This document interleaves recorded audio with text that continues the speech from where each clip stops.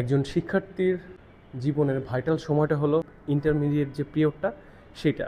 আমরা ম্যাক্সিমামই এই ইন্টারমিডিয়েট পিরিয়ডটায় ভুল করি, প্রেমের কোনো সম্পর্কে জড়িয়ে সবচেয়ে বেশি ভুল করি। সবার একটা টেন্ডেন্সি থাকে যে স্কুল পার হওয়ার পরই কলেজ লাইফে উঠেই পাখা গজায় বা অনেক প্রকারের আড্ডাবাজি, খারাপ সঙ্গের সাথে পরিচয় হয় এবং অনেকের একটা টেন্ডেন্সি থাকে মানে প্রেম করব বা এরকম মানে সিনেমাটিক একটা ব্যাপার স্যাপার থাকে বা হিরোইজম একটা বিষয় ভিতরে চলে আসে। তো এইটার ইফেক্টটা না একদম পড়াশোনার উপর পড়ে।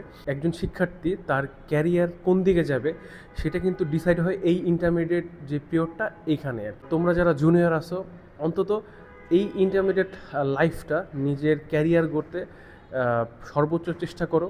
কারণ তুমি একটা জায়গায় সেটেল হয়ে গেলে বা একটা জায়গায় চান্স পেলে, ভালো একটা জায়গায় সুযোগ হয়ে গেলে, তখন তুমি প্রেম বা বিয়ে যে কোনো কিছু একটা করতেই পারো। মুসলিম হিসেবে আমি সবসময় বিয়েটাকেই প্রেফার করব, কারণ হারাম কোনো কিছুই জীবনের জন্য সঠিক নয়। ইন্টারমিডিয়েট পিরিয়ডটা এমন একটা পিরিয়ড, তুমি যদি এটা সঠিকভাবে ইউটিলাইজ করতে পারো হয়তো ভালো একটা জায়গা আল্লাহ তোমার জন্য রাখবে। আর যদি প্রেম করে বেড়াও, আড্ডাবাজি করে বেড়াও, ঘুরে বেড়াও, তাহলে এটার মাসুল অবশ্যই দিতে হবে।